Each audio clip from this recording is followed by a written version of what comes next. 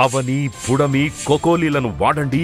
మీ నేలను బంగారంగా మార్చుకోండి. నాణ్యమైన అధిక దిగుబడులు సాధించండి. ప్రతిభ బయోటెక్, రైతుల పాలిట ఆత్మబంధువు. ప్రతి రైతు కూడా ముందు తెగుళ్ళ బారిన పడకుండా మన పైరుని ఎలా రక్షించుకోవాలి, ముఖ్యంగా మిరప పంటని ఎలా రక్షించుకోవాలి, ఇది ప్రతి రైతు తెలుసుకోవాల్సింది.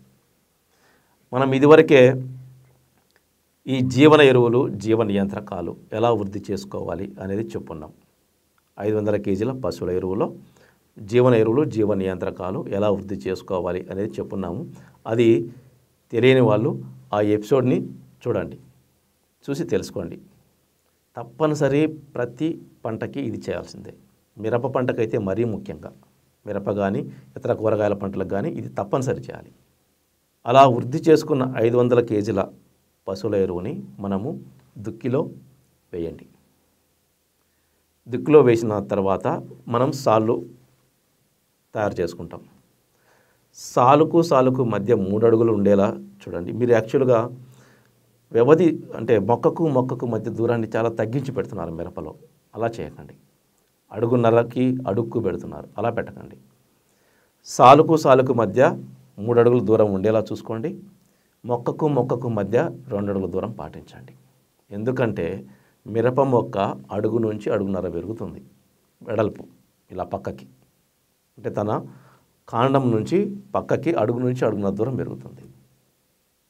కానీ మనము అడుగున్నర దూరంలోనే పెట్టేస్తే మొత్తం నిండా వచ్చేస్తుంది, పైరంతా నిండుగా వచ్చేసి అసలు గాలి వెలుతురు ఎక్కడ పోతుంది లోపలికి.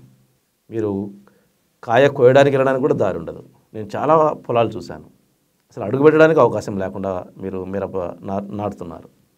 అలా కాదు, సాలుకు మధ్య 3 అడుగుల దూరం కనీసం పాటించండి.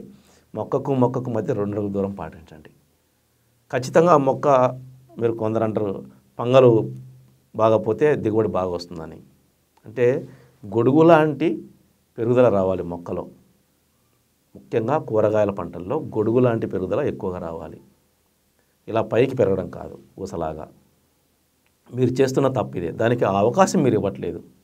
అంటే ఆ మిరప మొక్కకి కానీ కూరగాయల మొక్కకి కానీ గొడుగులాగా పెరిగే అవకాశం మీరు ఇవ్వట్లేదు. దానివల్ల అది ఊసల పైకి పెరిగిపోతుంది. ఎందుకంటే మిరప అంటే 5 అడుగులు ఎత్తు ఏం చేసుకోవడానికి? 5 అడుగులు ఎత్తు పెరిగితే మిరప దిగుబడి రాదు. 3 అడుగులు చాలు, 3.5 అడుగులు చాలు. కానీ వెడల్పు ఉండాలి మొక్క. ఎంత వెడల్పుగా ఉంటే అంత మీకు దిగుబడి పెరుగుతుంది. కాబట్టి సాలుకు మధ్య కనీసం 3 అడుగులు ఉండేలా చూసుకోండి. తర్వాత మొక్కకు మధ్య 2 అడుగుల దూరం పాటించండి. ఇలా నాటు వేసుకోండి. దీనికంటే ముందు దుక్కిలో వృద్ధి చేసుకున్నటువంటి జీవన ఎరువులు 500 కేజీలు తప్పనిసరి వేయండి.